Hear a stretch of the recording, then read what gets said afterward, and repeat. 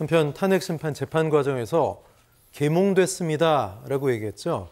윤 전 대통령 측의 김계리 변호사, 윤 전 대통령 사저에서 찍은 사진을 공개했는데요. 자, 김계리 변호사 4월 19일 날 내 손으로 뽑은 나의 첫 대통령 윤버지, 윤 플러스 아버지, 신조어죠. 이렇게 올렸습니다. 그렇지 않아도 윤 어게인 신당 창당 얘기가 나왔고 이게 이제 국민의힘 측에서 만류하면서 보류된 상황. 좀 시끄러운 가운데 정치권에서 왜 저런 사진을 올렸을까 해석이 분분한데 김성환 평론가 어떻게 보세요? 윤석열 대통령 마음은 우리한테 와 있다는 걸 과시하고 싶은 목적도 있을 거고요. 윤 어게인 당을 창당하겠다고 했는데 국민의힘 쪽에서 굉장히 반대하는 의견을 전달했다는 거잖아요.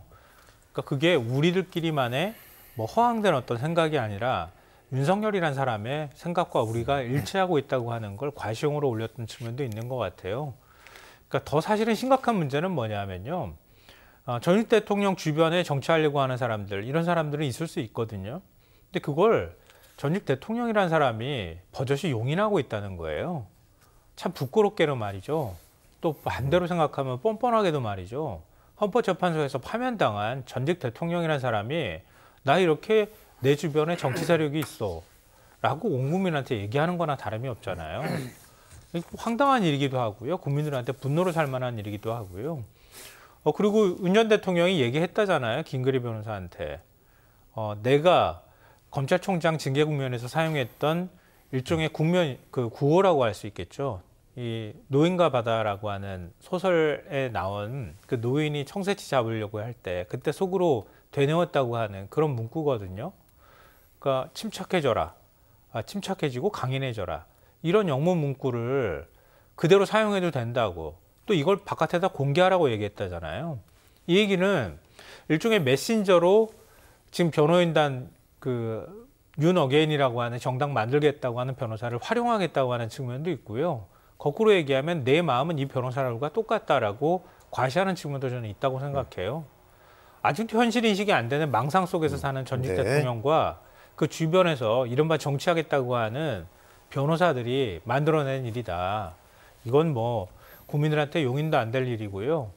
지금 국민의힘 대선 경선 국면에 있는데 거기에 노골적으로 개입하겠다고 하는 의도로밖에 보이지는 않을 것 같습니다. 네, 국민의힘 쪽에서 상당히 불쾌해하고 당혹스러워할 거라고 생각합니다. 네, 지금 김성환 평론가 말씀하신 것처럼 국민의힘 대선 경선 후보 진행되고 있죠. 누구를 뽑아야 될지.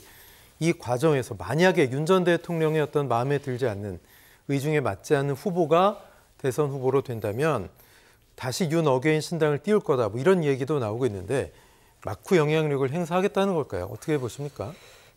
정치적인 영향력을 계속 유지하고 확대 재생산하고 싶은 생각이 있겠죠. 왜냐하면은 본인이 앞으로 계속 내란죄와 관련해서는 형사적인 재판 그리고 다른 것과 관련해서도 아내인 김건희 씨와 관련된 여러 가지 특검이나 검찰 수사가 진행될 예정이란 말이에요.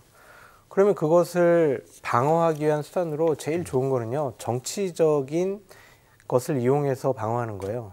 야당 탄압이라든지 아니면 정치 보복. 그렇게 하면 정당 하나 만들어가지고 그 울타리 안에 숨는 것이 보다 더 효과적이다라고 생각했을 수 있을 것 같고요. 저는 저 당은 만들어지지 않을 것 같아요. 특히 김계리 변호사 같은 경우에는 정치하고 싶어 하는 분 같은데 본인의 정치적인 의도와 목적을 윤석열이라는 사람을 통해 가지고 좀 한번 실현시켜 보려고 하는 것 같습니다. 근데 정당이 만들어지려면 구심점이 있어야 되고요. 지지 기반, 지역적인 기반이 있어야 되고 국회에서 세력이 있어야 되는데 그런 것이 다 없어 보이거든요. 그럼 구심점이 예를 들면은 김건희 씨나 윤석열 전 대통령이 직접 당대표를 맡으면은 어느 정도 지지하는 사람들이 있으니까 될 수는 있겠죠. 그런데 그것이 과연 국민들로부터 어떠한 평가를 받을 것이냐 그런 것을 생각해 보면은 결국에는 저거는 만들어질 가능성이 작다. 그리고 만들어지더라도 영향력은 미미할 것이다. 그렇게 보여집니다. 네, 이 얘기는 꼭 해주고 싶은데요. 너무 사실 화가 나는 국민들이 많은 것 같아서요. 오늘 법정에 출석하는 윤석열 전 대통령 모습을 보면서 너무 말쑥하다. 어떻게 저런 사람이 지금 내랑 우두머리로 재판을 받고 있는가. 이게 의심스러울 정도거든요. 일종의 과시하는 거죠. 그러니까 아까 제가 말씀드렸던 것처럼 침착하고 강인해져라라고 하는 문구를 올리라고 얘기했던 거나 마찬가지인데요. 나 여기 이렇게 잘 살아있다. 나 전혀 위축되지 않고 있다.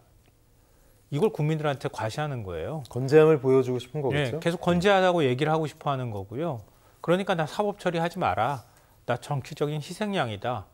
내란 공작은 민주당이나 야권에서 한 것이다. 이런 얘기를 끊임없이 얘기하면서 헌재 결정도 불복하는 겁니다. 이거 우리 사회가 용인할 수 있는 수준을 넘어서는 거거든요.